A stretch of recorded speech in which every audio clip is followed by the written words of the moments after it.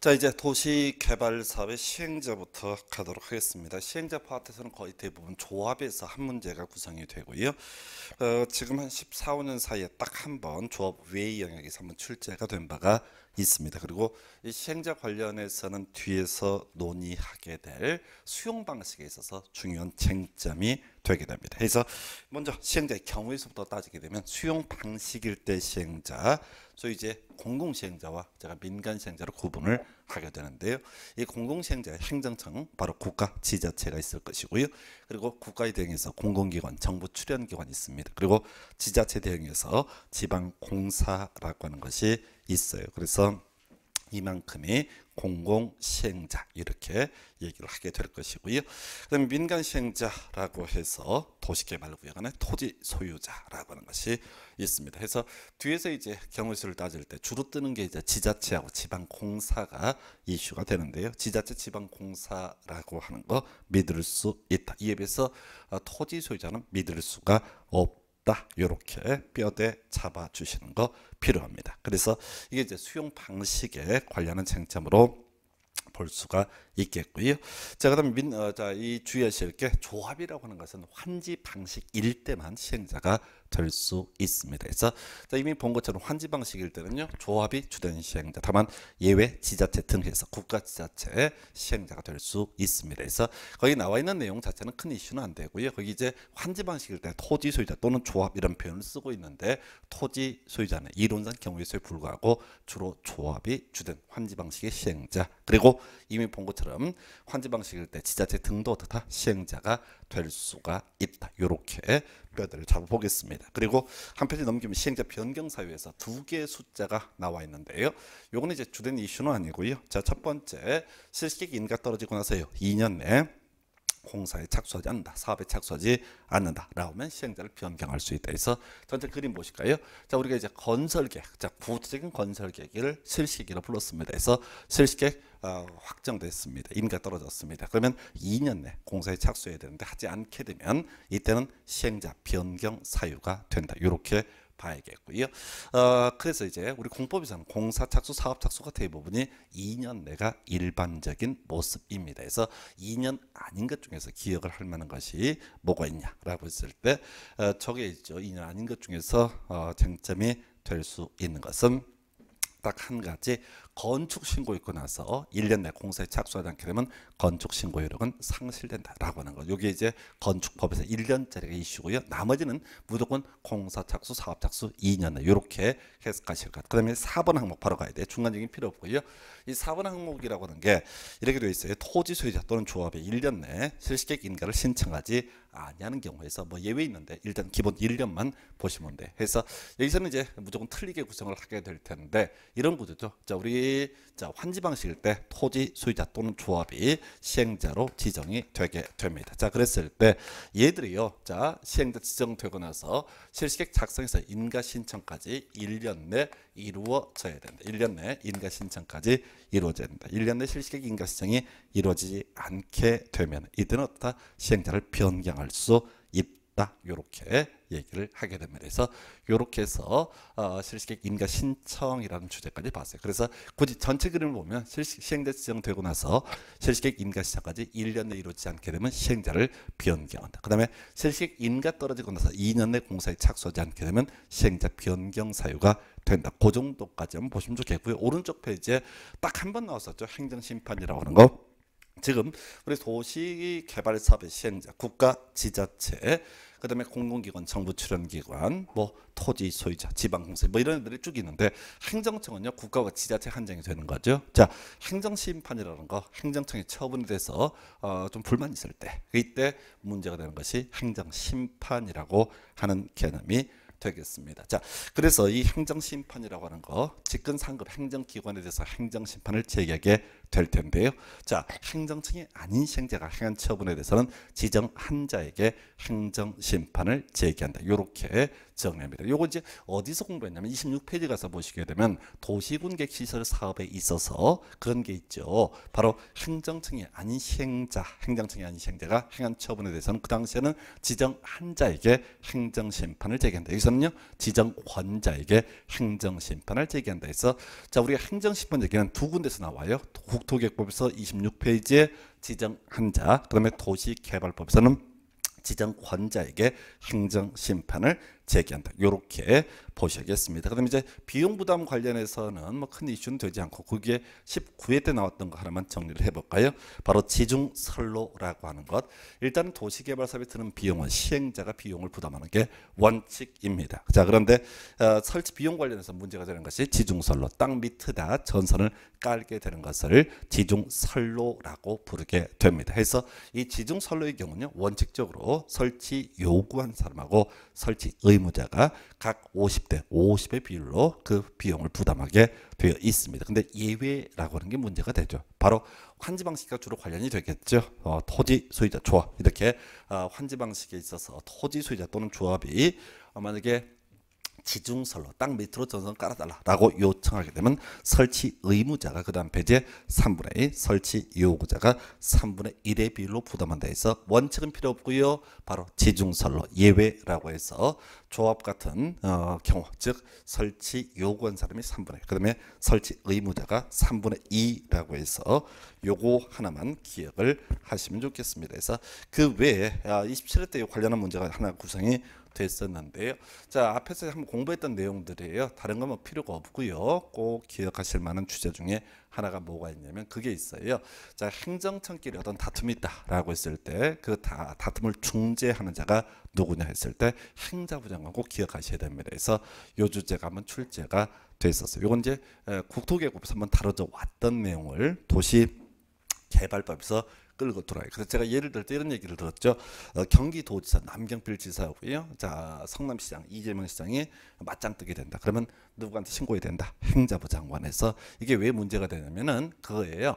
우리가 기획재정부 장관이 주로 이제 오답으로 출제를 하는데 기획재정부 장관은 나라의 살림살이를 담당하는 자입니다. 그런데 지자체끼리 다툼이 있을 때는 이때는 기획재정부 장관이 나서는 것이 아니라 돈 문제를 할지라도 누가 행정자치부 장관에서 지금 정부조직법 개정안 얘기들이 나오고 있는데 이게 이제 안전행정부 장관으로 바뀐다는 얘기들도 있습니다. 그러나 이번 시험까지는 지자체 장끼리 다툼이 있으면 어떻다? 바로 이때는 행정자치부 장관이 결정한 바에 따른다. 그거 하나만 기억하시면 좋겠어요. 이건 따로 외우는 게 아니에요. 거기 이제 2번, 3번 번호가 잘못 매겨졌는데 시도지사가 시행자인 경우 뒤에 행자부 장관의 결정에 따른다. 그다음에 시군구청장이 시행자인 경우 행자부 장관의 결정에 따른다라고 해서 자세한 내용은 볼 필요 없고요. 지자체끼리의 다툼에 대해서는 누가 행정자치부 장관이 결정하는 바에 따른다 해서 여기까지가 이제 사업 시행자 총설 파트고 뭐 큰 이슈가 되지 않는 영역. 그리고 주로 시험 문제는요. 그 다음 페이지 조합부터 출제가 이루어지게 됩니다. 그래서 자, 도시개발조합의 설립이라고 해서 세 단계 거쳐야 됩니다. 사전 동의라고 하는 거, 설립인가 필요하고요. 그 다음에 설립 등기라고 해서 총 세 단계를 거치게 되면 조합은 성립되게 됩니다. 그래서 자, 먼저 동의 요건 면적 3분의 2 총수 2분의 1 이상의 동의를 받아야 한다 해서 자, 요거 할 때 항상 제가 부탁을 드리는 게 숫자는 기본적으로 시험 문제 답이 되지 않는다라고 하는 게 논의 포인트. 이 동의 요건은요. 환지 방식일 때 개발 계획에 대한 사전 동의 요건과 동일한 구조로 되어 있습니다. 거의 지문 하나 보실 게 있어요.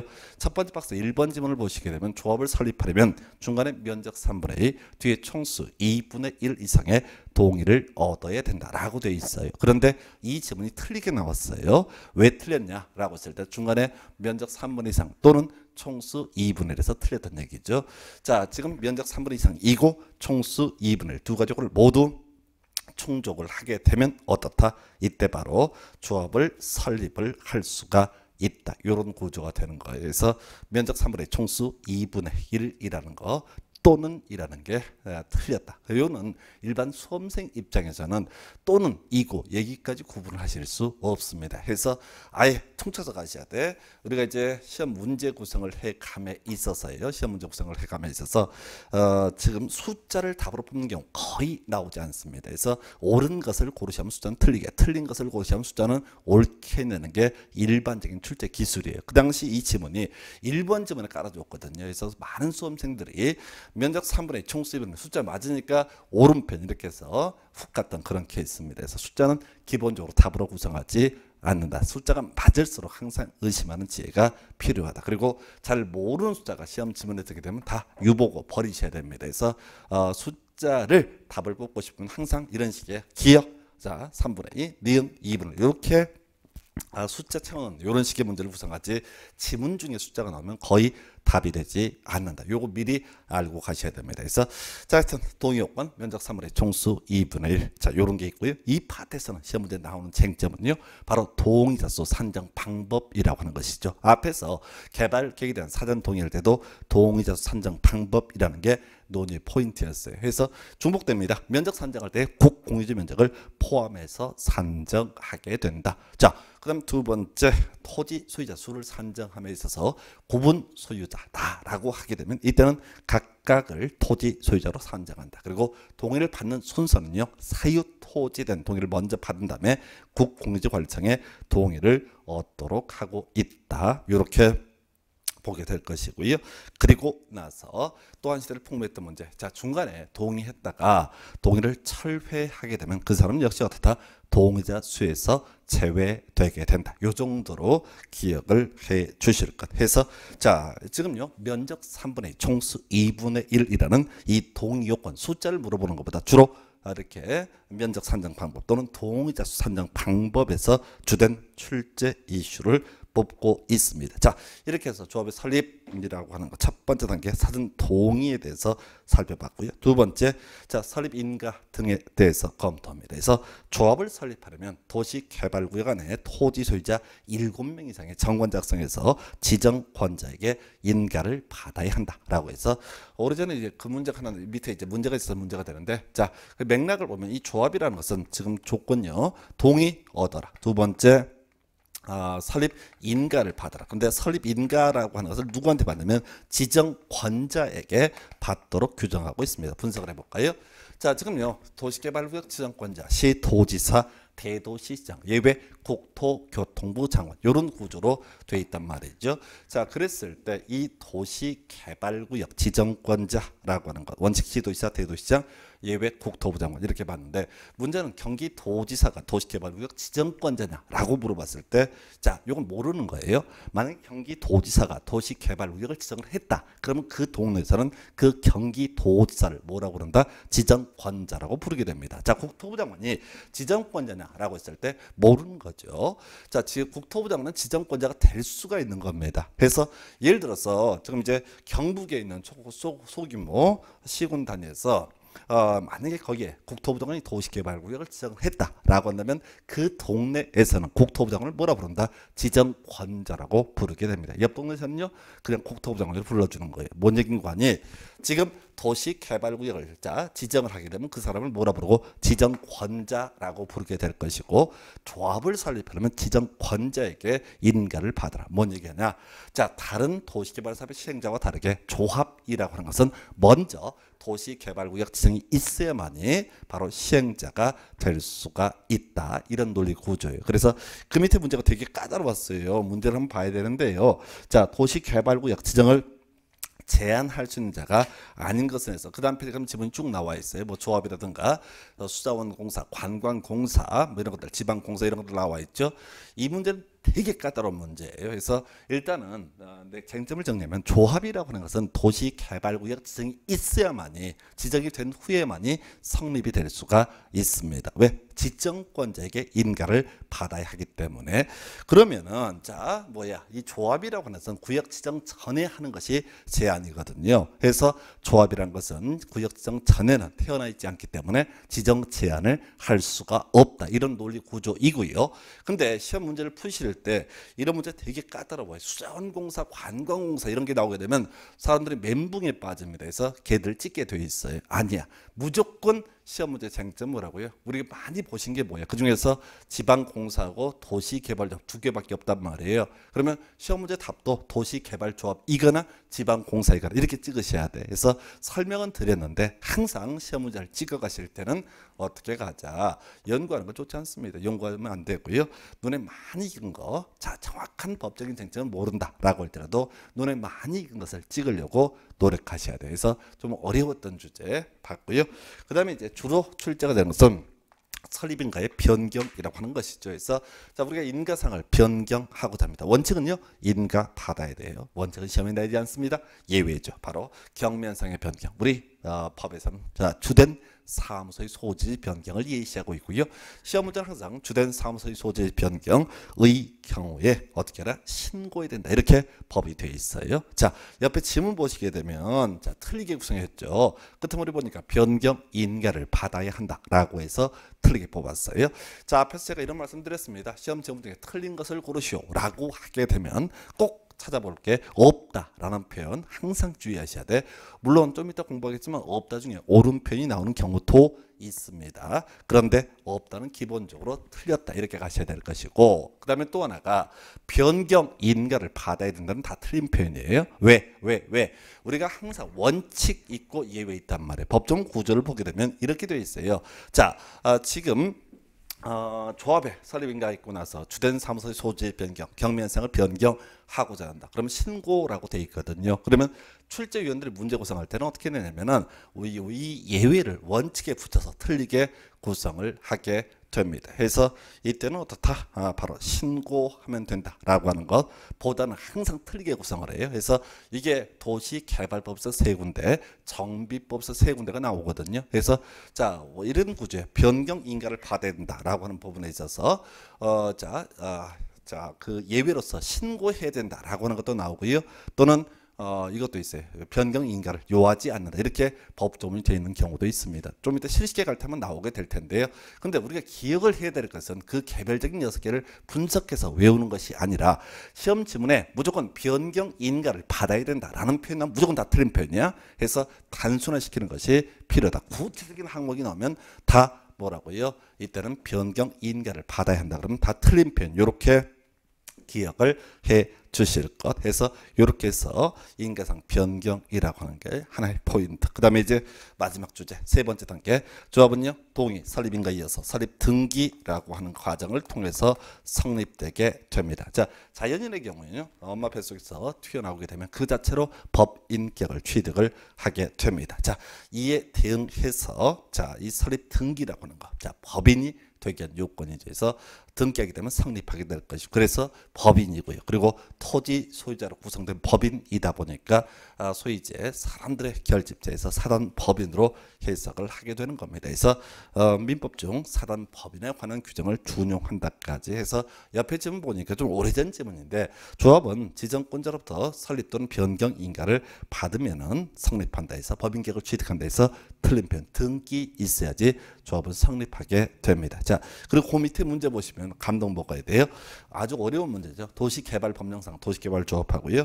정비법령상 정비사업조합에 공통적으로 적용하는 설명 옳은 것을 고르시오. 1번 숫자 나와 있고요.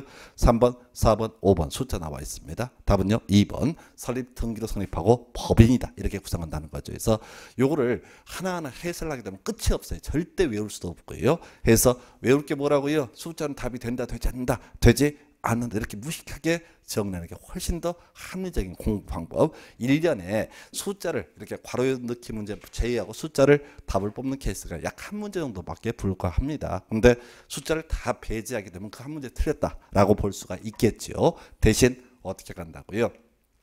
이게 지금 이제 남들 오지선다형 풀 때 삼지선다형 이렇게 풀어가실 수 있는 것이 숫자를 배제하는 지혜 되겠습니다. 그래서 그 정도 기억해 주시고요. 자 이렇게 조합의 설립에 이어서 조합 1부터 검토를 해보겠습니다. 그래서 조합 1 되게 자격 단순합니다. 도시개발구역 안에 토지 소유자 이렇게 되어 있어요. 도시개발구역 안에 토지 소유자를 어떻다 조합 1으로 보게 된다. 이게 가장 간단한 쟁점이 되겠고요.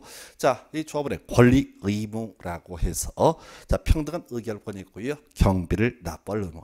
우리가 조합원의 자격 따질 때 나중에 정비법 가면 토지 등 소유자에서 토지 소유자, 건축물 소유자 외 지상권자도 포함되는 경우가 있습니다. 자, 그런데 여기서 도시개발법 조합원의 자격은 도시개발구역의 토지 소유자. 사실은 이것도 그래요. 기승전결 이렇게 이제 갔을 때 항상 시험 문제는 결파트에서 구성을 하거든요. 그래서 큰 그림을 잡게 되면 자, 도시개발구역의 토지 소유자라서 조합원이 됐다라고 한번 전제를 해보겠습니다.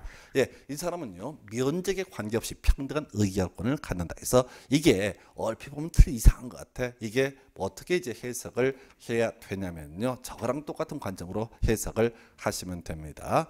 뭔고하니 자 그렇게 봐야 되죠. 우리가 주식회사는 지분에 따라서 의결권을 행사합니다. 그러나 공법의 영역에서는 지분에 따라서 의결권 행사하는 것이 기본적으로 아니죠. 그래서 면적에 관계없이 평등한 의결권을 갖게 된다. 그리고 시험 문제에 나오는 쟁점은요, 바로 경비, 납부 의무라고 하는 것이 되겠죠. 그래서 지금 조합 뒤에서 이제 공부하게 될 텐데, 뭐 채비제 이런 내용도 공부를 하시게 될 텐데, 문제는 조합은 그 지역 주민들의 결집체이지 실질적으로 따로 돈이 없습니다. 그래서 조합 운영비 등을 납부할 의무가 있습니다. 근데 내지 않았을 때가 문제가 되는 거죠. 그러면 자, 이 조합은 시군구청장한테 징수를 위탁할 수 있다. 26회 때 답이 됐던 명제에서 자, 그리고 시군구청장이 대신 돈을 받아주게 되면 그 받은 돈의 4% 100분의 4를 바로 수수료로 납부하도록 하고 있습니다. 그래서 이게 이제 되게 좀 어려운 주제인데 우리 공법에서 수수료 얘기가 3번 나와요. 그래서 시군구청장한테 징수를 위탁할 수 있다. 그러면 시군구청장은 웬입으로 돈 받아주는 거냐? 그것이 아니라 수수료 4% 받아 먹는다. 그래서 저는 이제 마지막 이 계산 문제 형태로 나왔던 게 조합이 시군구청장한테 징수를 의뢰해서 50억을 삥을 뜯었다. 그러면 얼마를 조합이 시군구청장한테 수수료를 줘야 되냐? 2억. 이런 문제가 한번 마지막으로 계산 문제 형태로 구성이 됐었고요. 하여튼 26회 때인가 나왔던 주제 중에 하나가 시군구청장한테 징수를 위탁할 수 있다. 이 주제를 가지고 한번 이제 쟁점이 다뤄진 바가 있습니다. 그래서 그렇게 현재 정리를 해봤고요. 해서 정리합니다. 자, 지금 조합 5원의 자격, 도시개발구역 안의 토지 소유자, 해서 권리로서 면적에 관계없이 평등한 의결권을 갖게 된다. 그리고 나서 시군구청장한테 수수료 납부할 의무가 있는데 내지 않게 되면 시군구청장한테 징수를 위탁할 수 있고 수수료는 4% 일단 정리합니다. 두 번째 주제 임원이라고 해서 조합의 임원은 의결권을 가진 조합원이 된다 해서 사실 우리 조합원의 자격이라는 게 도시개발구역 내 토지 소유자 이렇게 돼 있었고요. 대부분의 조합원이라고 하는 사람 토지 소유자는 의결권을 갖습니다. 근데 우리가 이제 공부할 것까지는 아닌데 의결권이 없는 조합원도 있을 수 있거든요. 그래서 일단은 우리가 조합장, 이사, 감사가 임원이라고 하는 범주가 될 텐데 이 임원이라는 거 의결권을 가진 조합원 이해해야 된다. 이렇게 정리를 할 수가 있어야겠고요. 두 번째 조합장 대의원의 의장이 된다. 요건 이제 나중에 정비법에서 필요한 지문이고요. 그다지 중요치 않고 그러면 겸직금지 겸할 수 없다. 외울 게 뭐라고요? 겸할 수 없다. 없다는데 옳은 표현이에요. 제가 앞에서 우리 시험 지문 분석하다 보면 없다는 거의 다 틀린 편이 많은데 외울 거 겸할 수 없다. 겸직은 금지가 되게 된다. 요거 하나 이슈가 되게 됩니다. 그래서 요건 답은 안 뽑아요. 그래서 조합 이사는 조합장을 겸할 수 있다. 이런 식으로 이제 구성을 할 수도 있을 텐데 일단은 겸할 수 없다. 없다는데 옳은 표현. 그래서 자, 오늘 뒤에서도 없다 중에 옳은 편 하나 공부하시게 될 텐데 웬만하면은 이제 없다 중에 옳은 편 따로 기억을 해 주셔야 되고요. 잘 모를 때는 없다는 틀렸다 이렇게 무식하게 정리하시라. 그 다음에 이제 감사의 대표에서 앞에 보지 마시고요. 우리가 왜 이렇게 뭐라고요? 감사가 조합을 대표한다 라고 이렇게 되어 있습니다. 그래서 감사가 조합을 대표한다. 맨날 이런저런 사연을 깔면서 이사가 조합을 대표한다. 조합장이 조합을 조합을 대표한다 등 다 틀렸어요. 그 앞에 경우의 수가 총 4개가 나옵니다. 자, 조합장 이사의 자기를 위한 조합의 계약 소송에 대해서는 감사가 조합을 대표한다라고 되어 있고요. 자, 외울 게 뭐라고요? 감사가 조합을 대표한다. 단순화시켜야 돼요. 감사가 조합을 대표한다. 해서 뒤만 보시는 거예요. 어떤 경우인지 따져 물을 필요가 없어요. 그죠? 감사가 조합을 대표한다. 이렇게 기억을 하시겠고요. 그 다음에 이제 나와 있는 것이 자격 상실 별로 안 중요합니다. 그래서 일정한 결격 사유에 해당이 되게 되면 조합 임원은 바로 그 다음 날부터 임원의 자격을 상실하게 되는데요. 여기까지만 구성할 가능성은 낮아요. 나와도 사이드 지문이고 옛날에 지문 중에 그런 게 한 번 있었죠. 뭐 딴 건 아니고 조합원 이러이러한 경우에 해당되면 그 자격을 상실한다. 그런 거 없어요. 조합원은 땅 팔게 되면 그 조합원의 자격을 상실하게 되겠죠. 그걸 제외하고 따로 임원에는 일정한 결격 사유라는 개념이 있지만은 조합원에게는 결격 사유 뭐 이런 것들 문제가 되지 않습니다. 근데 여기까지 뭐 다 외울 건 아니고 시험 문제 답을 맞춰야 돼요. 자, 주연 이슈들 의결권을 가진 자만이 임원이 될 수 있다. 의결권을 가진 조합원만이 조합장이 될 수 있고 이사가 될 수 있고 감사가 될 수 있다. 겸할 수 없다. 감사가 조합을 대표한다. 요 정도까지가 임원과 관련한 주연 이슈. 그 다음에 자, 어려운 거고 정말 양이 많은 것 중에 하나가 총회 필수적 의결사항이라고 하는 개념이 되겠습니다. 그래서 어떤 조합의 의사결정 등을 함에 있어서 반드시 총회 의결을 거쳐야 된다라고 하는 것. 자, 중요한 사항이라는 개념이죠. 사소한 사항은 그냥 대의원에서 의결할 수 있습니다. 그러나 정말 중요한 사항은 반드시 총회 의결을 거쳐야 된다. 이렇게 가야 돼요. 그래서 거기 이제 정관의 변경이 제일 앞에 나와 있네요. 개념 볼게요. 우리가 국가의 헌법이라고 하는 것이 있다면 조합에는 정관이라고 하는 개념이 존재합니다. 그랬어요. 헌법 바꾸려면 전 국민이 나서야 되듯이 자, 정관을 변경할 때는 반드시 전 조합원이 다 나서야 된다. 바로 총회 필수적 의결사항 첫 번째 항목이고요. 두 번째 개발 계획의 수립 변경에서 자, 우리가 이제 개발 계획 어떤 신도시를 건설하겠다 큰 틀의 그림을 얘기하게 될 것이고요. 이 개발 계획 수립할 때 또 변경할 때 모두 총회 의결을 거쳐야 한다라고 이렇게 되어 있습니다. 그래서 이게 이제 논리적으로 말이 안 돼. 어떤 게 문제가 되냐면 개발 계획 수립할 때 총회 의결을 거쳐라. 요거는 왜 말이 안 되냐면 자, 우리 조합이라고 하는 것은 도시개발구역 지정한 다음에 태어날 수 있거든요. 그런데 지금 개발계획 수립할 때 총회 의결을 거쳐라. 이런 말도 안 되는 법조문이 들어가 있다고. 근데 수험생 입장에서 그냥 외우시면 되는 거예요.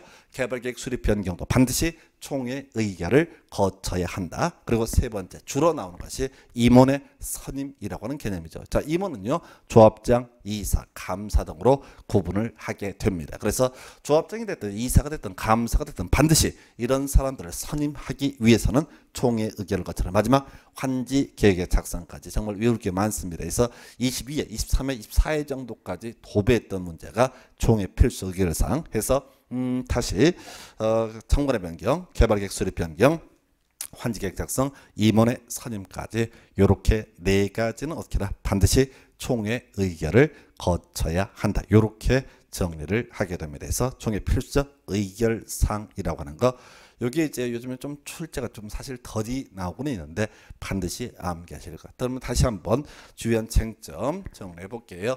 자, 첫 번째 조합원의 자격 도시개발구역 안의 토지 소유자. 두 번째 자, 이 조합원은 미원적에 관계없이 평등한 의결권을 갖게 된다. 그리고 경비를 납부할 의무가 있는데 경비를 납부하지 않게 되면요 이때는 어떻게나 시군구청장에 다시 이렇게 징수를 위탁할 수 있고 수수료 몇 프로 4%라고 하는 것 이렇게 되어 있습니다. 그 다음에 논의할 것이 그게 나오죠. 그 다음에 논의할 것이 지금 문제되는 것들 그렇게 봤고요. 그 다음에 이제 임원 얘기. 자, 임원 관련해서는 의결권을 가진 조합원이어야 된다. 그리고 겸할 수 없다. 그리고 감사가 조합을 대표한다 등이 있었고요. 제일 어려운 게 바로 총회 필수 의결 사항이라고 해서 개발 계획의 수립 변경 그리고 환지객 작성, 임원의 선임, 그리고 정원의 변경 은 반드시 총회 의결을 거쳐야 된다. 이렇게 봐야겠고요. 자, 그다음 넘어가서 문제 중에 하나 잘못된 게 있어요. 해설이 잘못 편집이 된 게 있는데 4번 문제, 교재 94페이지인가요? 4번 문제 보시게 되면 조합에 관한 설명 틀린 것을 고르시오라고 해서 일단 거기 3번은 아니에요. 답이 4번이고요. 해설도 잘못 입력이 되어 있는데요. 4번 보니까요. 답 체크해 드릴게요. 조합 설립 인가를 신청하려면 국공지를 제외한 해당 도시개발구역 면적 3분의 2 총수 2분의 1 이상의 동의를 받아라 해서 자, 면적 3분의 총수 2분의 1은 오른편인데요. 국공지 제외가 틀렸죠. 해서 앞에서 우리가 도시개발구 이저 면적 산정하는 방법 등 논함에 있어서 이렇게 봤었죠. 자, 지금 면적을 산정할 때 국공유지 포함이라고 봐야 할 것이고요. 그리고 나서 또 이제 뭐가 문제가 됐냐면 자, 바로 구분 소유 관계 관련해서 자, 구분 소유자는 각각을 토지 소유자로 계산한다. 그다음에 또 하나 문제됐던 것이 동의에다 처리하면 그 사람은 동의자수에서 제외한다. 이런 게 나왔었거든요. 그래서 그 4번 문제는 답이 4번이 되고요. 해설도 국공지 제외 요게 틀렸다 해서 편집이 잘못되어 있는 그런 문제가 되겠습니다. 그래서 요거 하나만 체크를 해드렸고요. 바로 이어서 교재 97페이지인가요? 실시계획이라는 주제 살펴보도록 하겠습니다. 실시계획은요, 약 5년 동안 두 문제가 구성이 됐나 해서 많은 출제가 이루어지는 않는데 우리 수험생 입장에서 외울 건 딱 3개 명제, 최대 3개만 기억을 하시면 됩니다. 그래서 자, 전체 그림 보실까요? 우리 앞에서 한번 공부했었어요. 어떤 얘기를 했었냐면 자, 지금 시행자가 지정되고 나서 1년 내 실시계획 인가신청 환지 방식을 하지 않게 되면 시행자 변경한다라는 개념. 그리고 실시계획 인가 떨어지고 나서 2년 내 공사에 착수하지 않게 되면은 역시 시행자를 변경하게 된다. 이런 것들 공부를 했던 바가 있습니다. 그래서 이렇게 이제 뼈대를 잡아주신 상태에서 검토할 것 바로 실시계획의 작성부터 가도록 하겠습니다. 전체 그림 보시게 되면 앞에서 이제 개발계획이라고 하는 개념이 있었고요. 그다음에 실시계획이 있습니다. 개발계획은 어떤 신도시 건설에 다 큰 틀의 그림을 얘기하게 될 것이고요. 그리고 실시계획이라고 하는 것은 좀 구체적인 계획을 의미하게 됩니다. 그래서 자, 실시계획, 개발계획에 맞게 작성이 돼야 되고 지구 단위계획이 포함되어야 한다. 이렇게 되어 있어요. 그래서 자, 지금 별계획은 아니고 실시계획은 뭐를 개발계획을 구체화시킨 계획이다. 그리고 구체적인 계획이다 라고 하는 부분에서 지구 단위계획이 포함되어야 된다 해서 뭐 얘는 나와도 답이 아니죠. 해서 요건 이렇게 가십시다. 우리가 지구 단위계획이 뭐냐라고 했을 때 앞에서 지구 단위계획에 반드시 포함되어야 될 사항 기건이라고 하는 게 있었죠. 그래서 기반 시설의 배치와 규모 그리고 세트 바로 건폐율, 용적률, 용도제, 높이 최고한도, 최저한도 이런 것들이 지구 단위계획의 필수적 포함사항 이렇게 봤었단 말이에요. 그래서 자, 이 지구 단위계획이 실시계획이 들어간다라고 하는 얘기는 이것은 아주 구체적인 계획이다. 이렇게 해석해 볼 수 있겠고요. 거기에서 이제 두 번째 항목 포함 내용에 뭐가 있냐면 자, 얘 앞에 첨부라는 단어 있고요. 그 밑에 관련 인허가 서류에 제출해서 제출이라고 하는 것이 나와 있어요. 그래서 자, 시험 지문에 자, 첨부한다 혹은 제출한다 이런 거 뜨게 되면 무조건 다 오른편. 자, 답도 안 됩니다. 그냥 흔들어 주는 지문이야. 뭐를 첨부를 하는지 뭐를 제출하는지 디테일한 내용 외울 수 없어요. 그래서 첨부 제출 무조건 오른편. 단순하게 가실 것 첨부 제출은 무조건 오른편. 그래서 이런 것들이 소위 절차에 관련된 지문인데 우리 수험생들이 절차에 관련된 내용을 다 소화를 할 수 없어요. 자, 그렇다 치고 자, 이제 실시계획 작성했으면 확정 짓는 걸 이걸 실시계획의 인가라고 부르게 됩니다. 실시계획 인가라고 부르게 될 것이고요. 이거는 이 실시계획 인가 라고 하는 이 개념 관련해서 일단은 지정권자를 모셔야 돼. 자, 볼까요? 이 실시계획은 뭐에 적합해라? 개발계획에 적합하게 수립을 해라. 부합되게 수립해라 라고 되어 있거든요. 그러면 이 개발계획을 수립했던 사람이 바로 지정권자가 될 것이고 이 문제 실시계획이 개발계획에 부합되는지 부합되지 아니한지를 가장 잘 알 수가 있다. 요렇게 이제 해석을 하게 되는 거예요. 그래서 지금 실시계획 인가에서 인가권자 국토교통부 장관이 인가하는 경우 있고요. 시도지사가 인가하는 경우가 있어요. 원래 법조문은 그렇습니다.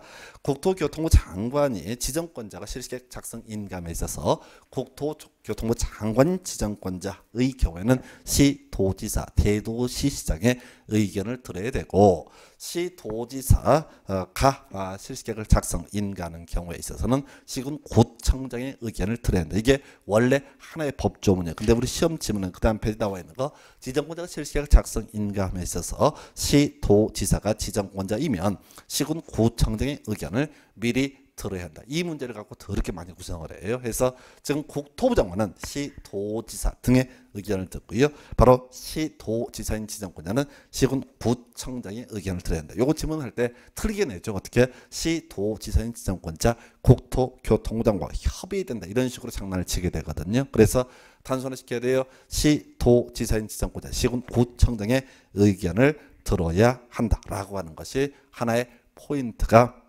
되겠습니다. 해서 이렇게 해서 실시계획 작성인과 관련해서 첫 번째 암기하실 항목 실시계획 파트에서는 시도지사인 지정권자 시군구청장의 의견을 들어야 한다. 요거 하나 이슈가 될 것이고요.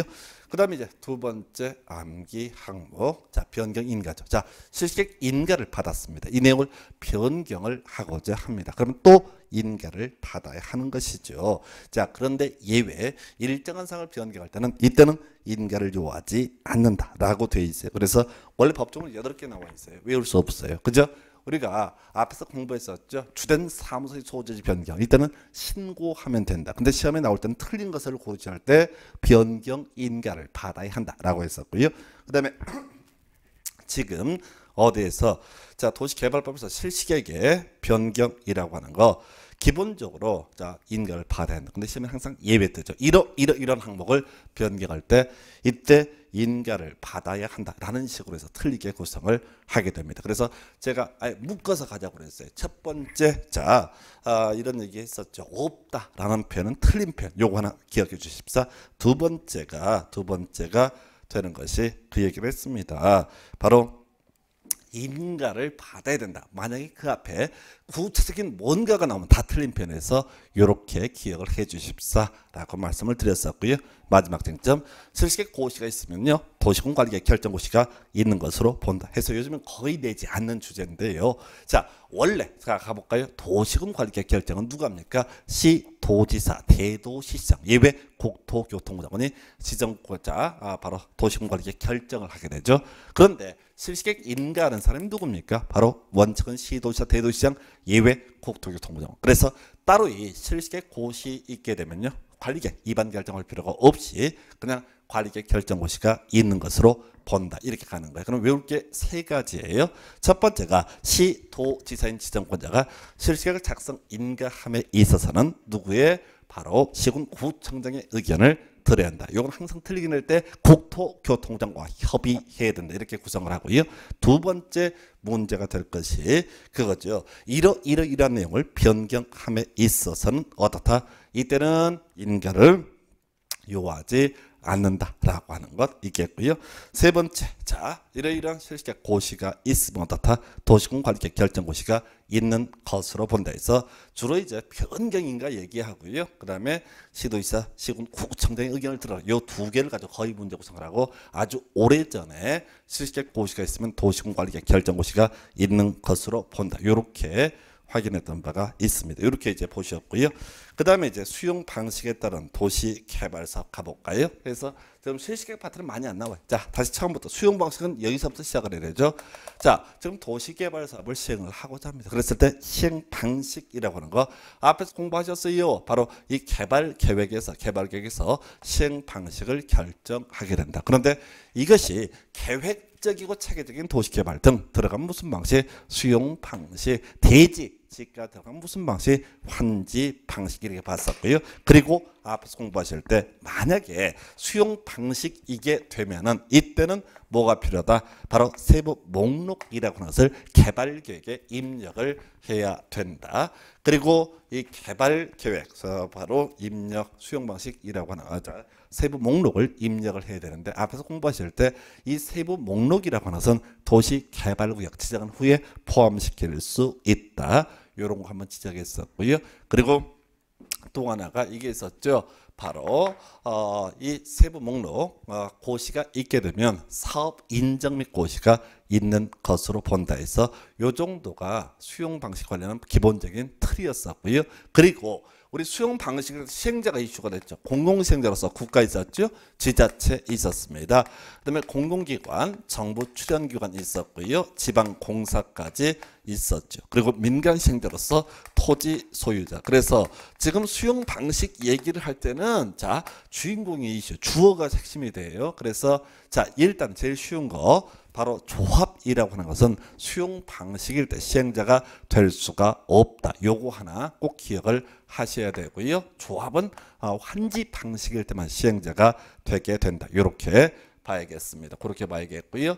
그리고 나서 또 이제 문제 삼게 되는 것. 자, 그 얘기, 시행자 얘기가 가장 기본이 되게 된다. 그래서 실질적으로는 지자체 지방공사 나오게 되면 공공시행자 믿을 수 있는 자 이런 개념을 가야 되고요. 그 다음에 토지 소유자인 시행자 그럼 믿을 수 없다. 요게 뼈대 중에 뼈대가 돼야 됩니다. 그래서 자 이렇게 이제 기본 전제를 삼고 있고요. 먼저 토지 등의 수용해서 수용할 수 있는 시행자 모든 시행자 지금 보면 국가, 지자체, 공공기관, 정부 출연기관, 지방공사, 토지 소유자 모두 수용할 수 있습니다. 시험에 나오는 포인트는요. 바로 민간 시행자라고 하는 것이 되겠죠. 그래서 민간 시행자 바로 토지 소유자인 시행자 가장 대표적인 케이스가 될 텐데 이 민간 시행자의 경우 자 그냥 수용할 수 없고요. 면적 3분의 2 이상 소유하고 총수 2분의 1 이상의 동의를 받아야 한다. 근데 옆에 지문 한번 볼까요? 지자체 시행자 토지를 수용하려면 면적 3분의 2 이상을 소유해야 된다. 틀렸죠. 두 번째 지방공사인 시행자 바로 동의 없이 도시개발사에 필요한 토지 등을 수용 사용할 수 없다라고 해서 틀리게 뽑았어요. 만약에 있다라고 하게 되면 옳은 표현이 되는 거예요. 그래서 제가 앞에서 자 계속 강조드리는 게 시험 지문 중에 없다라는 말이 있으면 무조건 틀린 표현 이렇게 항상 의심하시라고 그랬어요. 그리고 3번 지문도 지방공사인 시행자 수용 사용함에 있어서 토지 소유자 일정 비율의 동의를 얻어야 된다 해서 틀리게 나왔죠. 그래서 좀 오래전 문제 유형인데 정리하면 이렇습니다. 공공시행자는 아무런 요건 없이 어떻다 토지 등을 수용할 수 있다. 민간시행자는 일정한 요건을 충족을 해야만이 토지 등을 수용할 수 있다 해서 자, 요 얘기를 보려면 25페이지 가서 비교를 할 게 있어요. 이게 국토기획법에서 도시군계시설 사업에 있어서 시행자는 기본 구조가 똑같아요. 그 24페이지부터 보시게 되면 도시군계시설 사업 행자 행정청인 경우가 있고 비행정청인 경우가 있다. 시험에 나오는 것은 비행정청 얘기죠. 해서 원래 비행정청이 사업 시행자가 되기 위해서는 면적 3분의 2 이상을 소유하고 총수 2분의 1 이상의 동의를 받아라. 근데 그건 시험에 안 뜨고 이 비행정청 중에서 토지공사, 지방공사인 시행자의 경우에는 토지공사, 지방공사인 시행자의 경우 동의를 요하지 않는다. 그래서 옆에 23회 때, 27회 때 계속해서 답을 뽑아요. 바로 한국토지주택공사 동의를 얻어야 된다라는 식으로 도배를 하거든요. 똑같은 구조야. 지자체, 지방공사 동의를 얻어야 수용할 수 있다. 그럼 틀린 표현이에요. 그래서 토지 소유자는 내지 않아요. 그래서 여기서는 항상 틀린 것을 고시할 때 지자체, 지방공사인 시행자 동의 등을 얻어야 된다 해서 마치 도시군계획시설 사업 그 25페이지였었나요? 그 내용이랑 똑같은 구조에서 계속 구성이 되고 있다. 그래서 일단은 토지 등의 수용에서 정리하게 되면 첫 번째 암기하실 거 지자체, 지방공사인 시행자 수용하기 위해서 아무런 요건을 필요로 하지 않는다. 이렇게 봐야겠고요. 이에 비해서 자 토지 소유자는 일정한 요건 갖춰라. 근데 토지 소유자는 시험에 안 뜨고 항상 시험 지문은 지자체, 지방공사 일정한 동의 등을 얻어야 된다. 틀리게 뽑습니다. 그리고 이미 공부했던 거 바로 수용 가능식이 사업 인정 및 고시가 있는 것으로 본다라는 표현은 뭐가 바로 세무고시가 있으면 어떻다 옳은 표현 이렇게 가기로 했었습니다. 그래서 지금 다시 한번 정리하면 우리 수용 관련해서 국토기획법에서는 실시계획에 고시가 있게 되면 어떻다 사업 인정 및 고시가 있는 것으로 본다 이렇게 봤었고요.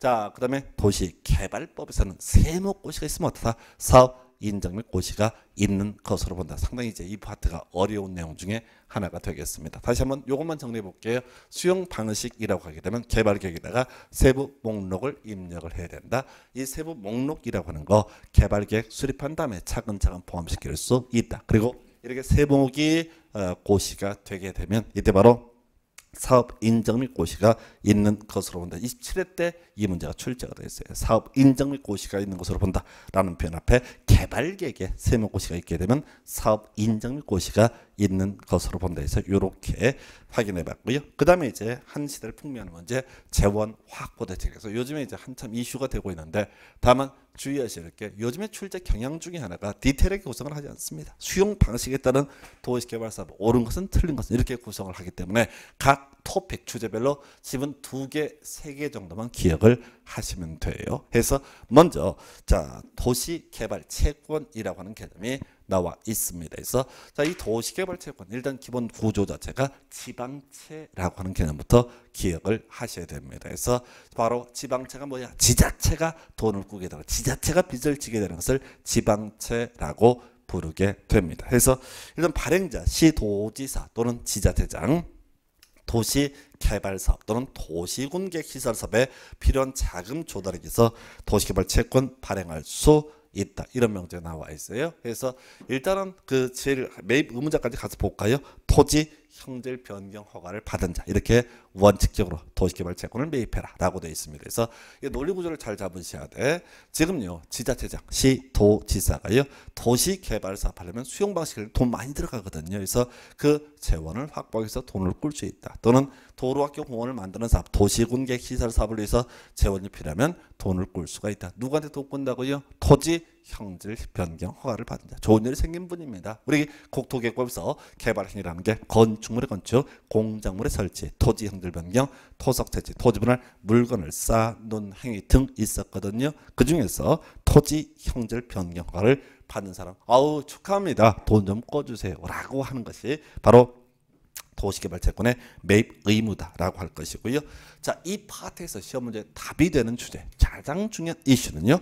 바로 이 도시개발 채권을 발행하기 위해서는 행정자치부 장관의 승인을 받아야 한다라는 게 핵심이에요. 자, 이게 앞에서도 계속 얘기를 했는데, 자, 우리가 앞에서 그런 얘기했습니다. 지자체장끼리 뭐 이런저런 돈 문제 때문에 개싸움하고 있다. 그러면 누구한테? 행정자치부 장관에게 조정, 그 사람이 결정하는 바에 따른다. 이런 것들을 앞에서 비용 부담할 때 한번 지적을 했던 바가 있습니다. 거의 동일한 논리 구조로 보는 거예요. 그래서 이 도시개발 채권이라고 하는 거 지자체장이 돈을 꾸는 겁니다. 그래서 어떻게 한다고요? 바로 행자부 장관의 승인을 얻어야 된다. 이유를 정하면서 조례로 정하게 되는데 결국은 행자부 장관의 승인을 받아야 된다라고 하는 것이 논의 포인트. 항상 문제 구성을 제일 쉬운 것이 기획재정부 장관의 승인을 받아야 한다. 아주 그럴싸해 보이거든. 나라 살림하는 사람은 기획재정부 장관이니까. 근데 정확히 구분하실 게 지자체 장관의 어떤 지자체에 있어서 돈 문제는 기획재정부 장관이 아니라 행자부 장관의 승인을 받도록 한다 해서 지금까지 시험 문제 두 가지 가지고 구성했습니다. 첫 번째, 누구한테 돈을 꿀 것이냐라고 하는 것, 바로 토지 형질 변경 허가를 받은 자. 너무 오래전 문제고요. 최근 문제에서 논의 핵심 포인트는 행자부 장관의 승인을 받아야 한다. 나머지는 부차적인 내용이에요. 그래서 이렇게 뭐 기명증권, 또 무기명증권 나올 수 있죠. 등록하에 발행한다는 얘기가 기명증권 얘기고요. 무기명, 자 나중에 그 종이 쪼가리 들고 오면 돈 주겠다 이런 취지인데, 자 한 페이지 넘기면요. 제일 이제 이슈가 될 만한 것 중에 하나가 주의하실 게 지금요 토지 형질 변경 허가를 받은 자가 지자체장에 돈 꿔달라고 해서 어쩔 수 없이 돈을 꽂았어요. 예, 그러면 나중에 돈 꽂으면 어떻게 되는 거냐라고 했을 때 나중에 돈으로 돌려주게 됩니다. 그게 이제 상환이라고 해서 5년 이상 10년 이하의 범주 내에서 자 바로 자세한 사항은 조례로 정하게 되어 있고요. 특이한 게 소멸시효예요.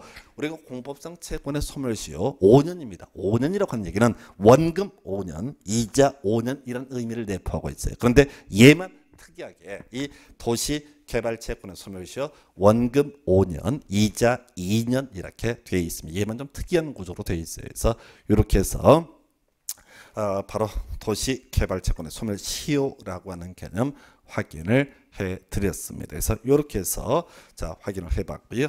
그 다음에 이제 나와 있는 거, 자 여기서 지금 이제 일단 이 파트에서 결론 지문 딱 2개, 1개 정확히 기억하실 게, 도시개발채권은 도시개발사업 또는 도시군객시설사업에 필요한 재원을 확보하기 위해서 지자체에서 돈을 꾸는 것이다. 그래서 항자부담관의 승인을 받아라. 그리고 일정 기간 지나면 돈으로 다시 돌려주게 된다. 그런데 이 사람 빨리 돈을 안 찾아가. 그러면 소멸시효 원금 5년, 이자 2년 해서 이 원금 5년, 이자 2년 참 많이 나오는데 사실은 답은 아니에요. 보통 옳은 것을 고르지 할 때 얘는 뭐 7년에 3년, 5년에 뭐 1년 이런 식으로 숫자 바꿔치기해서 틀리게 구성하는 그런 지문이에요. 그래서 숫자를 외우긴 외우는데 이 자체가 답이 되지는 않는다 해서 지금요 제일 처음 우리가 재원 확보 대책으로 논의했던 것이 도시개발사업 등을 시행해 가기에 앞서서 수용 방식이면 돈 많이 들어가니까 돈을 좀 꾸는 제도, 이게 바로 도시개발 채권에 관한 주제 살펴봤고요. 두 번째가 토지 상환 채권, 요건 이제 사업하는 와중에 문제가 되는 거예요. 자, 수용 방식이라고 하는 것은요 도시개발 사업을 시행해 감에 있어서 토지 소유자 등에게 보상금을 주는 것을 의미하게 됩니다. 보상금 주는 거예요. 그리고 나서 나중에 조성 토지를 분양하는 방식이라고 하는 거, 이게 수용 방식의 기본 구조입니다. 그런데 거기 토지 상환 채권이라고 하는 것은 뭐냐면은 의 나와 있는데 이런 논리 구조예요. 지금 현금 보상을 해야 되는데 돈이 없어 가지고 앞으로 만들어지게 될 토지 또는 건축물로 대신 주겠다라고 하는 것을 토지 상환 채권이라고 부르게 됩니다. 그래서 거의 중간에 발행 규모에서 2분의 1을 초과하지 않아야 된다. 맨날 기어 나오는데 답 아니에요. 답 아니에요. 얘는. 해서 최소한 반 이상은 어떻게 해라. 현금으로 줘라. 이런 취지가 될 것이고요. 이 파트의 출제 포인트는 거의 딱 하나 정형화되어 있어요. 딱 하나 정리한다면 바로 지급 보증이라고 하는 개념, 지급 보증. 해서 자, 민간 시행자, 아무래도 수용 방식일 때 민간 시행자는 토지 소유자 한 명이 있겠죠. 해서 이 민간 시행자의 경우에는 지급 보증을 받아야지 토지 상환 채권을 발행할 수 있습니다. 논리 구조는 그거죠. 믿을 수 없다. 믿을 수 없으면 어떻게 해라. 보증을 필요한다. 그럼 거꾸로 지자체, 지방공사와 같은 공공시행자에 있어서는 지급 보증을 요하지 않는다 해서 요즘엔 좀 출제가 더딘데 어찌됐든 이 파트의 가장 유력한 출제 포인트는 항상 틀린 것을 고르시오 할 때 지자체인 시행자 또는 지방공사인 시행자 지급 보증을 받아야 한다. 그래야지 토지 상환 채권을 발행할 수 있다. 그럼 틀린 거예요. 지자체, 지방공사인 시행자의 경우 어떻다? 지급 보증을 요하지 않는다라고 하는 것. 이렇게 봐야 할 것이고요. 그다음에 이는 뭐 발행자가 정한다 이런 거 못 외워요. 해서 일단은 가장 중요한 포인트, 토지 상환 채권은 지금 현금 줘야 되는데 돈이 부족해서 나중에 채권 보상을 하는 그런 케이스예요. 그래서 어떻다고요? 이때는 지급 보증이라고 하는 게 논의의 포인트가 되겠다. 이렇게 봐야 될 것이고요. 그 다음에 이제 양도 가능성에서 김영식 증권. 자, 일단 요거는 딱 하나짜리인데요. 지문 하나짜리인데 지금 토지 상환 채권은요. 원칙이 김영식 증권이에요. 김영식 증권이라고 되어 있단 말이죠. 그러면 이 채권 종이 쪼가리에 누가 이 돈을 받게 될 것인지가 이렇게 예정이 되어 있다. 이렇게 보는 거죠. 자, 그런데 김영식 증권이라고 하는 부분은 법 논리적으로 체계적으로 양도 양수가 안 된다라는 의미를 내포하고 있습니다. 예, 그런데 어떻다고요? 바로 일정한 경우 양도 양수가 가능하다 해서 자, 지금 거기에 일정한 과정이 중요한 게 아니라 김영식 증권임에도 불구하고 양도가 가능하다라고 하는 거에서 정리하면 그럴 것같아요. 여기 나중에 이제 비교되는 게 주택법에서 주택상환사채라고 하는 개념이 나오게 될 것이고요. 이 주택상환사채라고 하는 부분과 관련해서 그것도 김영식 증권인데 나중에 양도가 일정한 경우에 가능하다 이런 게 나옵니다. 그래서 하여튼 이 파트에서 토지상환 채권 요즘에 출제가 더딘데 하여튼 포인트 믿을 수 있는 자, 공공시행자는 지급 보증을 요하지 않고 민간시행자는 어떻게 해라? 지급 보증을 받아야 한다. 요 정도까지. 그리고 토지 상환 채권 김영식 증권임에도 불구하고 일정한 경우에 어떻게 할 수 있다? 양도할 수 있다. 요렇게 봐야겠고요. 그다음 거의 안 나와요. 15년 동안 한 번 나왔던 게 선수금이에요. 자, 지금 토지 상환 채권은요. 지금 당장 보상을 해야 되는데 돈이 부족해서 앞으로 만들어지게 될 토지 건축물로 나눠주겠다라고 하는 것이 바로 뭐라고요? 토지 상환 채권이었었죠. 이에 대해서 선수금은요. 조성토지 또는 원형지라고 해서 이게 이제 도시개발사 판 다음에 이 토지 등을 나중에 팔아먹어야 되는데, 자, 사업 끝나기 전에 미리 땡겨서 팔아먹는 것을 선수금, 우리가 이제 일반적으로 갑을 비슷한 개념이죠. 그래서 이건 다른 건 필요 없고요. 민간 시행자의 경우 공사 진척률이 100분의 10 이상일 때 선수금 받을 수 있다. 100분의 10이 현혹되면 안 돼요. 믿을 수 없는 토지 소유자 같은 민간 시행자의 경우에만 어떻다? 공사 진척률을 따진다. 그럼 공공시행자는 공사 진척률 몇 프로냐? 그런 법조문이 없어요. 그래서 이 파트의 문제 구성하면 딱 한 가지예요. 지자체 시행자가 선수금 받기 위한 공사 진척률은 100분의 10 이상이다. 지방 공사 시행자가 선수금 받기 위한 공사 진척률은 100분의 10 이상이다. 요것만 갖고 구성을 하게 돼서 그게 아니다. 이렇게 봐야 되겠고요. 그래서 자, 토지 소유자와 같은 민간 시행자만 공사 진척률을 따진다. 그러면 정리해 볼까요?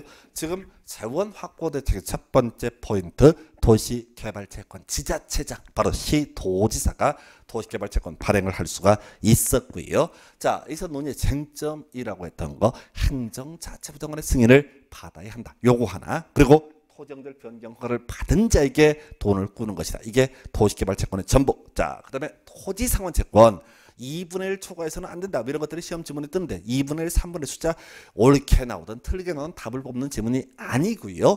그리고 이 토지상환채권에서 민간 시행자의 경우, 즉 토지 소유자 시행자는 지급 보정을 받아. 이때 제일 더러웠던 지문이 도시개발조합인 시행자가 토지상환채권을 발행하고자 할 때 지급 보정을 받아라. 이게 제일 짜증나는 문제야. 도시개발조합 민간입니다. 그러나 수용 방식에 있어서는 조합은 시행자가 될 수가 없죠. 그리고 하나 더. 자, 이 지금 토지상환채권 같은 경우에는요, 기명시킨 권인데 일정한 경우 양도 양수가 가능하다. 이렇게 봐야겠고, 선수금 관련해서요, 민간 시행자 어떻다? 공사 진척률 100분의 10 이상이다. 이렇게 정리를 하게 됩니다. 그래서 이렇게 해서 선수금까지 정리를 해봤고요. 그 다음에 이제 논의를 할 것이, 자, 토지 등의 공급에서 지금요 도시개발 사업 수용 방식을 통해서 만들어진 토지, 기본은 조성토지라는 표현을 쓰고요. 그리고 또 하나가 원형지라고 하는 개념이 있습니다. 그래서 기본 틀만 먼저 설명을 드릴게요. 지금 원형지가 먼저 나와 있는데요. 이 원형지라고 하는 것과 조성토지 차이가 뭐냐면, 도시개발 사업을 했습니다. 그래서 도로 설치하고 뭐 가스관도 다 심고 완벽하게 세팅한 토지를 가리켜서 조성토지라는 표현을 쓰고요. 원형지라고 하는 것은, 자, 어떤 개념이냐면 도로 대충 만듭니다. 가스관 안 심어요. 하수도관 안 심어요. 해서 땅을 싸게 분양해서 이 토지를 매입한 사람이 마저 사업을 하는 것을, 개발할 수 있는 것을 원형지라고 부르게 됩니다. 해서 논리 구조가, 일단 조성토지는 완벽한 기성제품을 얘기하고요. 원형토지는 만들다 만 걸 얘기하는 거예요. 그래서 자, 이 원형제는 주로 어디에서 문제가 되냐면요, 현실적으로 문제가 되는 사건이 바로 세종시에서 문제가 됐습니다. 도시개발 사업 하면서요, 자, 이 국가나 지자체가 땅 필요하단 말이죠. 그때 걔들한테, 국가나 지자체한테 큰 마진을 남겨서는 안 된다라고 하는 게 원형제 출발점이에요. 자, 그리고 그 지문 중에 나왔던 게 이제 뭐가 있냐면, 학교용지, 공장용지가 나와 있어요. 이게 이제 뭐냐면은 세종시에서 삼성전자하고요, 고려대학교 사건인데요. 세종시를 개발해 감에 있어서 사실은 땅을 얼마에 팔아먹고 이런 게 중요한 게 아니라, 뭐가 문제가 되냐면은, 자, 학교도 들어오고 공장도 들어와 이제 정상적으로 도시가 운영이 되게 됩니다. 근데 세종시 개발 초기에 처음에 삼성이나 고려대학교에서 거기에 이제 입주를 할 것처럼 얘기를 하다가 갑자기 없던 일로 돌려버렸어요.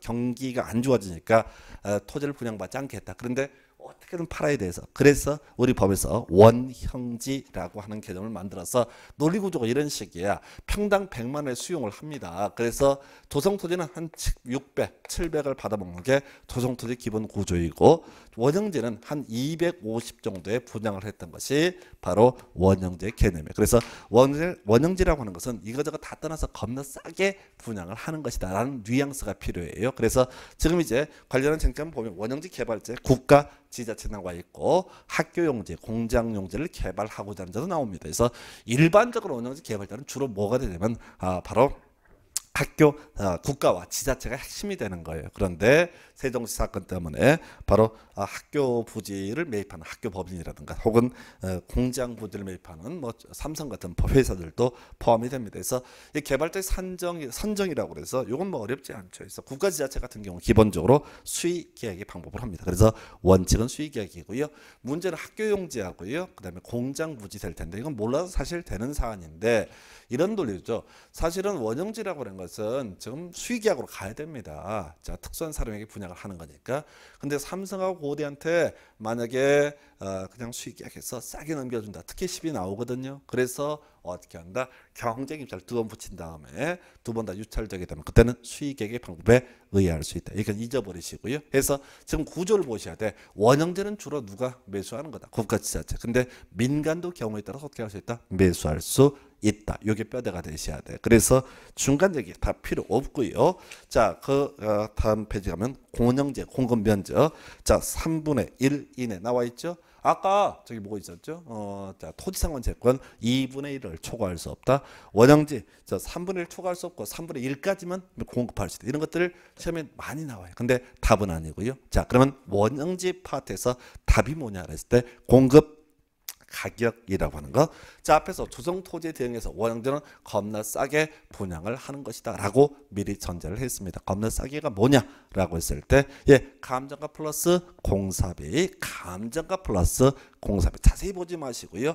겁나 싼 가격이 뭐냐라고 했을 때 감정가 플러스 공사비라고 하는 거. 요거랑 이제 나중에 비교할 게 이 조성 토지 가격은요. 기본적으로 감정가고요. 감정가고 그다음에 지금 원형제 공급 가격은 감정가 플러스 공사비라고 되어 있어요. 그러면 감정가가 더 비쌉니까? 감정가 플러스 공사비가 비쌉니까? 했을 때 감정가가 훨씬 비싸요. 이게 이제 어떤 얘기냐면 기준 시점이 틀려요. 예를 들어서 이때 원형제 감정가라는 것은 개발 계획을 수립할 때의 감정가를 의미하게 되는 것이고 조성 토지 감정가라고 하는 것은 제일 뒤에 사업이 다 완료됐을 때의 감정가예요. 그러니까 뒤에서 이 조성 토지 가격, 공급 가격의 원칙이 감정가가 될 텐데 얼핏 보면 감정가 플러스 공사비가 싼 것처럼 비싸게 보일 수가 있는데 외우시라고. 자, 우리가 이제 도시개발법에서 겁나 싼 가격 했을 때는 뭐라고요? 감정가 플러스 공사비. 이게 첫 번째 암기 항목이에요. 그리고 두 번째요. 전매 제한이라는 개념입니다. 그래서 자, 여기 이제 길게 되어 있는데 원형제는 감정가 플러스 공사비 겁나 싸게 분양을 하게 된다. 그래서 뭐 어쨌다는 거예요. 겁나 싸게 분양을 한다. 그래서 싸게 분양받은 분은 투기의 대상으로 삼아서는 안 된다. 즉 전매할 수 없다. 일정 기간 동안 몇 년이냐 이런 걸 외우시는 게 아니야. 자, 그런데 우리가 외워야 될 결론은 이게. 자, 원형제는 싸게 분양했으니까 투기의 대상이 돼서는 안 된다. 근데 전매자를 받지 않는가? 국가 지자체 어떻다? 국가 지자체는 이때는 바로 전매자를 받지 않는다. 결론을 가셔야 돼. 자, 법조문이 깔끔하지 않게 구질구질하게 나와 있는데 국가 지자체는 투기를 하는 사람이 아니다. 그래서 일정 기간 동안 전매자를 받지 않는다. 그리고 하나 더 이주용 주택도 어떻다? 전매자를 받지 않는다 라고 나와 있죠. 그래서 법조문이 깔끔하지 않은데 우리가 기억해야 될 것은 전매자를 받지 않는 사람이 누구냐? 국가지자체. 그리고 또 하나가 이주용 주택이라고 하는 것. 해서 논리구조는 거죠. 국가지자체라고 하는 사람은 투기하는 사람이 아니다 이렇게 보는 거죠. 그래서 전매자를 받지 않는다. 그리고 이주용 주택이라고 하는 것도 어떻다? 전매자를 제한을 받지 않는다. 이건 이제 왜 그러냐면 뭐 설명은 별 필요 없는데, 자 우리가 주택이라고 하는 건 주택법 공법 영역에 가면은 이제 또 뭐 세법도 마찬가지 주택이라는 개념이고, 주택이라는 것은 토지하고요 건축물의 전부 또는 일부 이 건물 두 개를 합쳐놓은 것을 우리가 주택이라고 정의를 합니다. 그래서 원래는 그렇죠. 예, 지금 이제 원형제는 일정 기간 동안 팔아먹을 수가 없다라고 했는데, 이 토지 위에다 이주형 주택을 지었을 때 이 주택 분양할 때 땅은 안 준다. 이건 있을 수가 없거든요. 그래서 이주형 주택도 다 전매제한을 받지 않는다. 그럼 정리해 볼까요? 지금 원형지에서는 두 가지입니다. 겁나 싸게 분양을 하는 것이다 라고 했을 때, 겁나 싸게 분양하는 것이 무엇이다 라고 했을 때, 그게 이제 감정가 플러스 공사비가 아주 싼 가격이라는 뉘앙스고요. 한편 싸게 분양받았으니까 전매제를 받는다. 그러나 믿을 수 있는 국가 지자체 전매제를 받지 않는다. 그리고 이주형 주택도 전매제를 받지 않는다. 요 정도가 전부에서 요 정도가 소위 바로 원형제 관련한 쟁점으로 볼 수 있겠고요. 그리고 또 하나가 조성토지라고 하는 주제 확인해 보겠습니다. 자, 조성토지 얘기는요 크게 두 가지 뼈대로 구성이 되어 있어요. 그 중에 하나가 공급 방법이라고 하는 것이 하나의 이슈가 될 것이고요. 또 하나가 공급 가격이라고 하는 것, 이렇게 두 가지 주제로 나눠지는데, 먼저 공급 방법, 요건 뼈대만 잘 잡으면 돼요. 원칙 보니까 뭐라고 되냐면 경쟁 입찰이라고 하는 것 나와 있어요. 그리고 특례로서 추첨이라고 하는 것이 하나가 있고요. 그 다음에 또 하나가 뭐가 있냐면 수의계약이라고 하는 거. 그래서 문제 구성할 때는 이런 식이죠. 이것이 추첨인지 수의계약인지 경쟁입찰인지를 가지고 물어보는 문제. 자, 첫 번째 경쟁입찰은 나중에 지문 분석해 드리겠고요.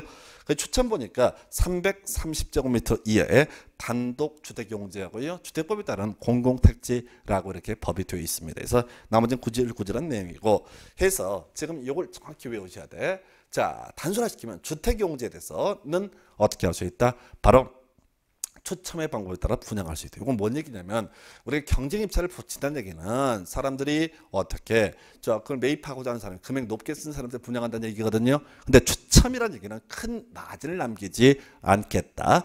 그래서 큰 마진을 남기지 않는 게 뭐라고요? 주택용지, 이렇게 단순화시키라고. 주택용지는 어떻게 할 수 있다?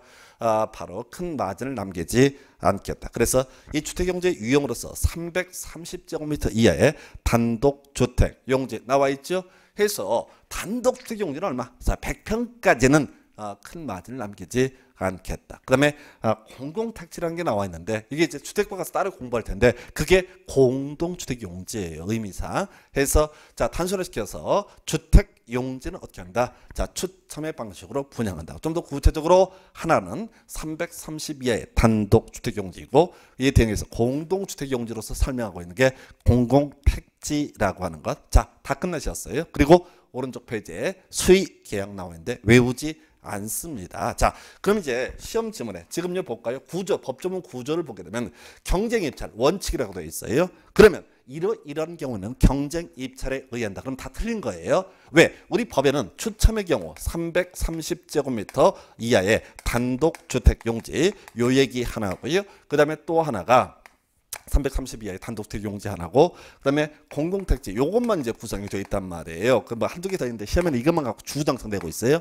해서 그리고 수의계약은 더럽게 많이 나와 있어요. 그런데 법정 구조를 보게 되면 이러한 경우에 경쟁 입찰에 의한다. 요건 낼 수가 없어요. 왜? 이 모든 추첨과 수의계약이 아닌 모든 요건을 충족하게 되면 그것은 어떻다?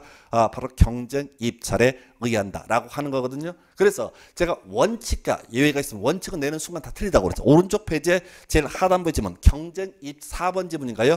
자, 끝머리 보니까 경쟁 입찰의 방법에 의한다 해서 틀리게 뽑았죠. 그 당시에 답이 됐던 지문인데요. 자, 그건 앞을 보면 안 돼. 무조건 시험 지문에 경쟁 입찰에 의한다면 다 틀린 거야. 왜?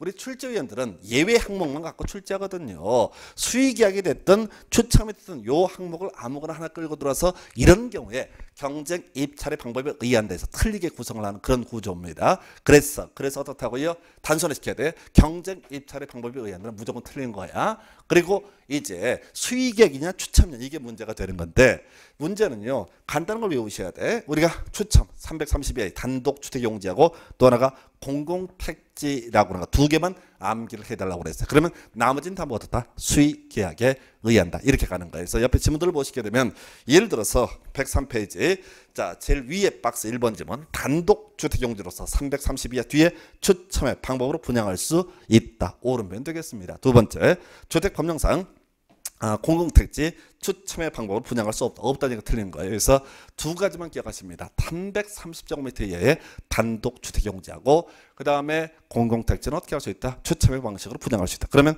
그 두 번째 박스에 뒤에 수의계획의 방법에 의할 수 있다. 옳은 편, 수의계획의 방법을 할 수 없다. 틀린 편, 수의계획의 방법을 할 수 없다. 틀린 편 이렇게 구성이 되어 있단 말이에요. 그러면 뭔 얘기인 거 아니? 앞에 수의계획의 방법을 할 수 있다라는 표현이 있으면 그 앞에 뭐만 없으면 돼요. 330 이하의 단독 주택용지라든가 또는 공공택지만 없으면 어떻다? 오른편 이렇게 단순화시키셔야 돼. 그래서 수의계약을 외우는 게 아니라 개수가 8개인가요? 9개인가요? 더럽게 많아. 이걸 하나하나 다 외울 수 있는 것이 아니라 우리가 기억해야 될 것은 330 이하의 단독 주택용지가 아니면 그때는 뭐가 된다? 바로 수의계약. 뭐라고 설명을 하거든요. 그리고 공공택지가 아니면 그리고 잘 모르는 얘기 쭉 나와 있으면 이때는 어떻다? 수의계약에서 정리 들어갑니다. 지금 조성토지 공급 방법이라는 것은 원칙은 경쟁입찰. 근데 어차피 시험에서는 원칙적으로 이런 말을 쓸 수가 없어요. 그래서 옛날에는 그런 지문이 구성이 됐는데 지금은 뭐가 나오든 간에 경쟁입찰하면 다 틀린 편 이렇게 가시고 자 그러면 추첨 나왔을 때는 두 개만 들어갔어 오른편 330의 단독 주택용지하고 공공택지 들어가면 오른편 나머지는 다 어떻다? 수의 계약 이렇게 가시는 거. 수의계약을 하나도 외우지 않고도 이렇게 문제를 포기할 수 있습니다. 그래서 출제위원들은 이렇게 추첨과 수의계약의 경우의 수를 가지고 이걸 가지고 경쟁입찰에 붙이기도 하고 또는 추첨에 붙이기도 하고 또는 수의계약에 붙일 거예요. 그래서 그 예외만 가지고 가실 것. 마지막 쟁점이요. 공급가격 원칙은요. 감정가라고 되어 있습니다. 그래서 자 지금 조성토지의 가격 감정가가 원칙이다. 근데 이제 시험 문제가 원칙은 사실 내면 좀 그런데 내기가 좀 그래서 그 당시에 어떻게 분석을 했었냐면 감정평가 및 감정평가세에 관한 법률 규정에 따른 감정가라고 하는 것을 가지고 예시를 했었고요. 그리고 나서 감정가가 있게 될 것이고 그리고 나서 예외라고 해서 감정가 이하가 나와 있어요. 그래서 사실은요. 뭐가 뜨든 간에 다 감정가 이하야. 우리 법조문은 감정가란 말은 예시를 안 하고 이게 원칙이거든. 그러면 법조문에 뭐가 있다고요? 감정가 이하 해서 종류가 쭉 나와 있다고. 학교, 폐기물 처리시설, 공공청사, 임대주택 뭐죠? 종합의료시설 그리고 버스 정장 쭉 나와 있죠. 그러면 무엇이 됐든 간에 다 뭐가 된다? 다 감정가 이하 이렇게 가시는 거예요. 왜? 우리 법조문은 감정가에 대한 설명을 안 하고 있거든요. 그러면 자 뼈대만 잡는 거야. 그래서 조성토지 공급 방법은 원칙은 감정가 그리고 일정한 경우에는 다 바로 감정가 이하로 분양할 수 있다. 논리 구조가 뭐냐면은 감정가 이하라고 하는 것은 뭐라고요? 감정가 이하라고 하는 것은 사회적으로 좀 필요한 시설, 설치를 좀 장려해야 될 시설 이런 뉘앙스를 가지고 있다고요. 학교, 폐기물 처리시설, 공공청사, 임대주택 바로 종합의료시설, 시장, 자동차 정류장 그리고 무료의 사회복지시설 등이 나오게 됩니다. 그래서 지난번 시험에서 무료의 사회복지시설, 유료의 사회복지를 이렇게 말장난했던 적이 있었는데 그건 변론이고 지문 중에 그 옆에 1번 지문처럼 그냥 감정가 이하로 공급할 수 있다. 그러면 다 오른편 되는 거예요. 솔직히 얘기하면. 그래서 극단적으로 그 무료의 사회복지시설과 유료의 사회복지시설을 따져 물었던 문제는 있지만은 구조 보셔야 돼. 다시 이거는 똑같죠. 우리 경쟁입찰은 다 틀렸다. 그 다음에 두 번째 이러한 경우 추첨하면 330 이하의 단독주택 용지이거나 공공택지면 오른편 나머지는 어떻다? 수의계약 이렇게 가셔야겠고 그 다음에 이제 원칙은 감정가라고 되어 있고요. 일정한 경우 감정가 이하라고 되어 있습니다. 그러면 실질적으로는 지난번에 한번 무료의 사회복지설이 나왔지만 뭐가 안 나오든 간에 다 뭐가 된다? 구체적인 항목이 나면 다 감정가 이하 이렇게 가는 거예요. 그래서 문제 구성할 때 빠는 거예요. 학교 시설을 설치하기 위해서는 감정가로 공급해야 된다. 그럼 틀린 거라고요. 무조건 다 뭐라? 예외. 감정가 이하로 공급할 수 있다. 여기까지 보셨고요. 잠시 쉬었다가 환지 방식부터 이어서 가도록 하겠습니다.